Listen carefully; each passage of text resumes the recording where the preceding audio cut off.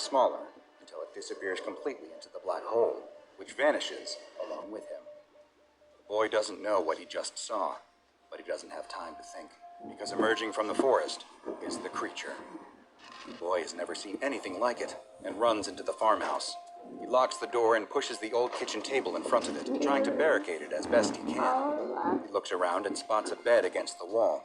It's the best hiding spot he can find. So he runs and slides under the bed, pulling himself as close to the wall as he can.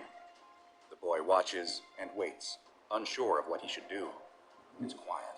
There's no more screaming of soldiers being killed or any more of those guttural animal-like squeals. Maybe it decided to go back to wherever it came from. The boy doesn't dare come out from under the bed, though. As he watches the door, waiting for something to burst through, he sees something else. Another of those black points appears in the middle of the room. It looks like it bends the light around it, distorting the room nearby. The boy watches from under the bed as out of the point, a thin black limb emerges. First one, then another. He can see its strange pointed legs with no feet standing just in front of the bed now. With a high-pitched cry, the creature effortlessly tosses the bed aside. The boy is left exposed, cowering against the wall. The creature screams, opening its wide mouth that seems to split its eyeless face in two, revealing 2 rows of jagged teeth. The boy screams back, crying in fear, and sees that the creature isn't eyeless after all. Inside its grotesque mouth, a milky blue ball appears. There's no iris, but the boy knows whatever this thing is, it's looking at him. The boy feels his chest grow tight. He looks down to see that one of the black points is forming on his chest. He can feel himself being squeezed and crushed, pulled down into this singular point. All noises, including his screams, disappear as he is pulled into this soundless void. But then he hears something again. He looks up to see that the creature is being riddled with bullets. It turns to escape and bursts through the wall of the farmhouse. The dark orb on the boy vanishes, and he sees, standing in the doorway, his friend and savior. He clutches his bleeding throat with one hand, holding his rifle in the other.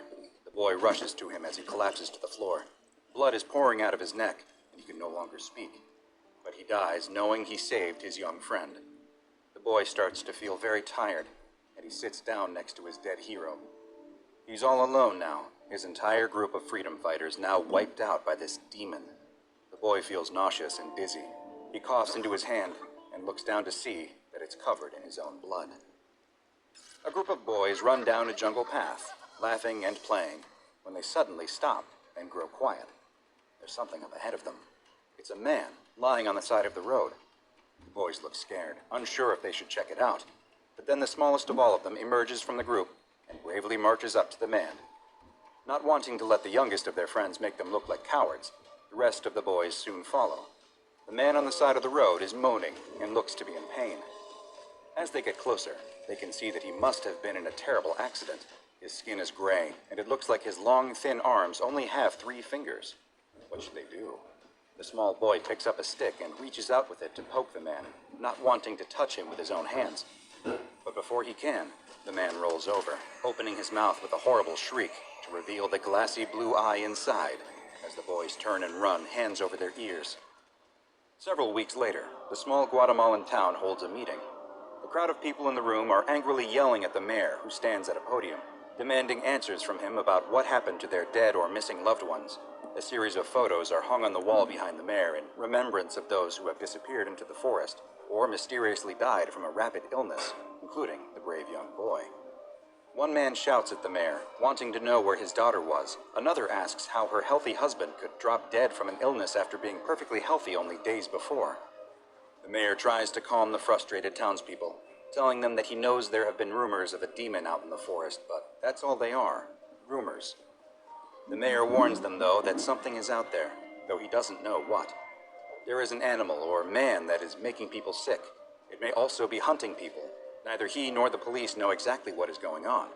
But there is good news. A group of men have come to help them. The mayor points towards a stern-looking man in a military uniform who is standing with a small group of other soldiers and a scientist off to the side of the stage.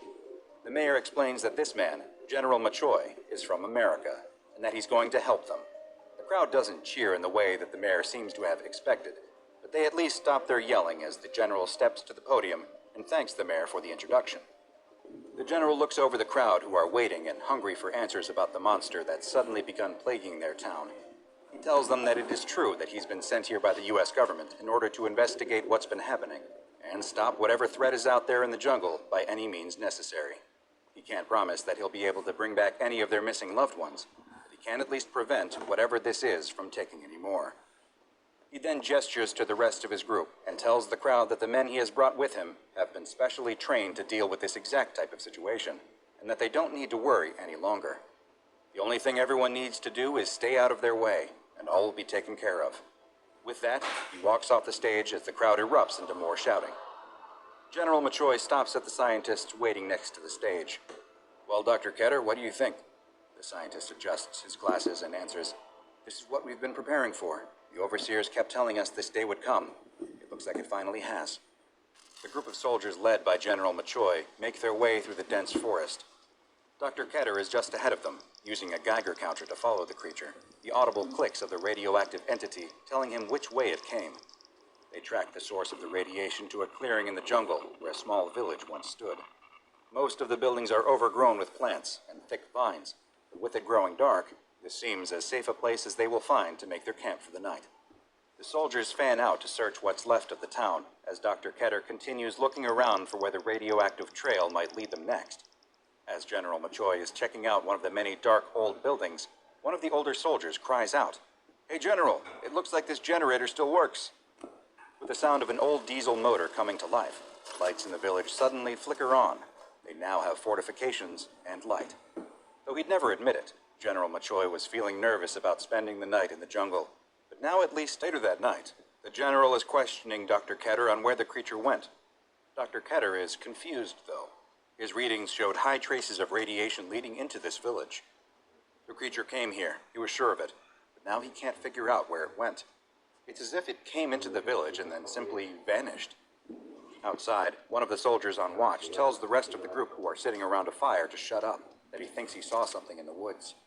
Everyone immediately springs into action, taking defensive positions and aiming their rifles into the dark tree line. "There it is again," he says, as a flash of darkness moves just beyond the clearing. "No, it's over here," says another soldier on the opposite side. How could the creature be moving so fast around them? Are there multiple of whatever this is out there? The soldiers form a circle to make sure that the thing can't get behind them. What they can't see is the point of darkness forming behind all of their backs, and the thin, pointed legs stepping out of it.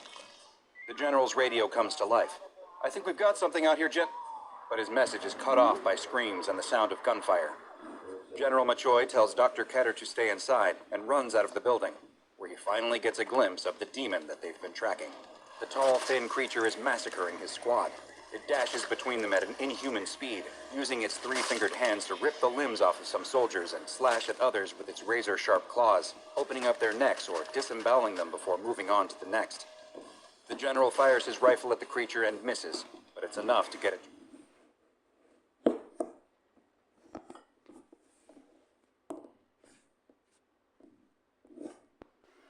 Technology is advancing more and more every day, moving toward a slightly dystopian future where the machines are smarter than their creators and they take over and they do little robot stuff. Even though the machines have not toppled our society yet, they will soon. And if you're still not convinced, let me introduce you to the Talking NPC, a game where you talk to a hyper-smart NPC character who is really smart and stuff. Chat casually with an NPC who has special AI in pod chat that can answer most of your questions. The keyword here is most. I imagine this NPC will be somewhere between Cleverbot and ChatGPT, but definitely not as good as ChatGPT. And if you don't know what that is, stick around to the end of the video. This NPC can memorize simple things, such as names, favorite stuff that the player likes. He can also do simple math. Wow, so he's like a calculator that I can bully. Sometimes he's wild about unexpected events,